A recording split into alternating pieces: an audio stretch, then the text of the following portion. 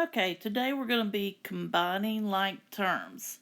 Now, you have been combining like terms since you were in elementary school. In fact, when you were learning it, it looks something like this on the screen, your apples and oranges. Uh, Today we're going to go over the basics of it, and then we're going to kind of kick it up a little bit and throw in some variables and um, review what you learned in middle school. Okay? So let's just start out. We got an apple tree and an orange tree, and some of the fruit has fallen to the ground, and we need to find out how many apples we have and how many oranges we have. So let's do that. We've got 1, 2, 3, 4, 5, 6, 7, 8 apples. So we have 8 apples. Okay. Now oranges, we have 1, 2, 3, 4, 5, 6, and this one that looks like a squirrel ate it, half of it, 7. So now we have 7 oranges. All right. So the little homeowner, he says, "Oh, I got to go outside and get some," but he knows he can't eat 8 apples and 7 oranges today. So he came out and he got one, two, 2 oranges, and 1, 2, 3 apples. Okay, so he took 3 apples and 2 oranges.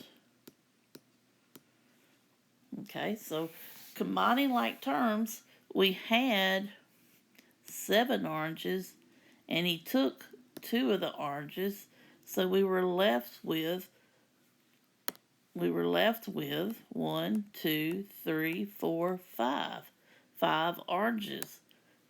Okay, so 7 minus 2 is 5. Okay, and then the apples, we were left with 1, 2, 3, 4, 5 of them as well. So 8 minus 3, yep, 5 apples. That's what we're left with.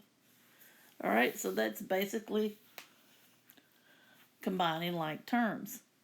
All right, so let's kick it up a little bit here. So let's look at as far as math wise, as far as algebraic wise. Instead of apples and oranges, we got X and Y's. All right, but still X is not the same as Y, so it's like an apple to an orange. So we're going to combine our like terms. So I've got 2X's and I got 3X's, so that gives me 5X's, right? Now Y, I've got a minus 2Y. Do I have any other Y's? Yeah, I got 7. So minus 2, or negative 2 plus 7, which is the same thing as 7 minus 2, would give us 5 Y's. All right, so now we are simplified, right? Because there's nothing else that I can combine. Okay? All right, let's look at the next one. We've got 8X's and 2X's. So that gives me 10X's. And then I had a minus 3Y there. I don't have any more Y's, so I just write down minus 3Y. And then I had plus 5. There's no other real numbers to put with that, so I put plus 5. So this would be our answer, our simplified answer. All right, let's look at the next one. We have minus 3X, minus 6X. So there's no more X's. So that's going to give us minus 9X. Now for the Y's, I've got 5Y, and then I've got another minus Y over here. So 5 minus, that minus Y, it's the same thing as minus 1Y. So 5 minus 1 would be 4y's. So we've taken care of all these, we've taken care of all these variables. So we've got some real numbers here, 12 plus 6. So 12 plus 6 would be 18. So that would be your simplified answer, because I can't combine my x's, my y's, or my real numbers. Alright, let's look at another one. Alright, this we've got distributive. Remember we had distributive property where the 5 multiplies with everything inside? So we got to do that first. Remember, order of operations, do parentheses. So 5 times 2x would be 10x. 5 times negative 4y would be, what's 5 times negative 4? It's negative 20. Don't forget your y. And then 5 times just a regular 3. So that'd be 15, right? Now, this on the outside, bring it on down.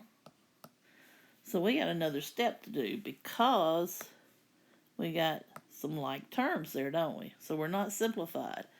So this, we're going to say 10 minus 6 would be 4x. And the y's, we don't have any others of those. We bring that down.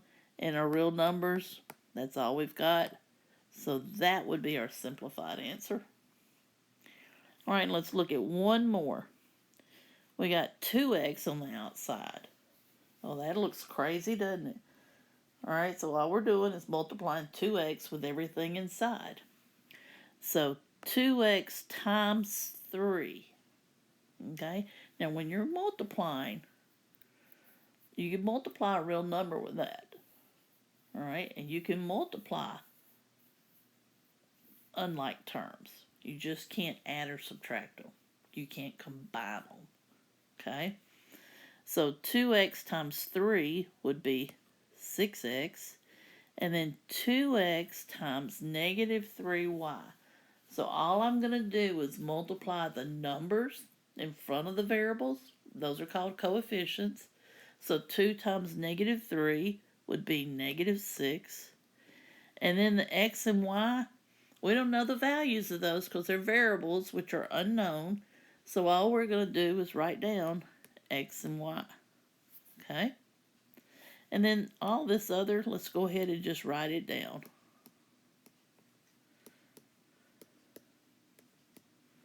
Okay, so now I'm going to look at it and say, okay, is there anything that's alike? Because now we're adding and subtracting.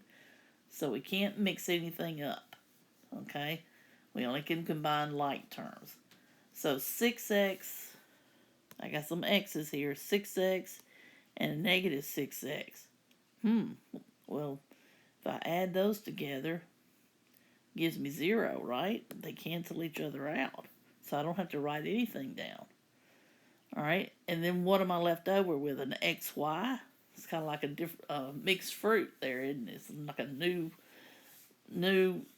improved fruit. Okay, so I don't have any others of those, so I'm just going to have negative 6xy, and then 2y. I only have that y, and minus 3. So that would be your simplified.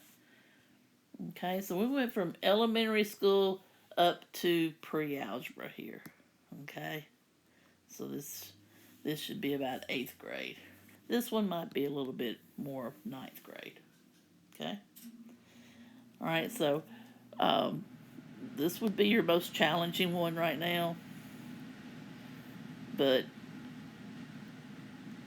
you should be able to do this one fine.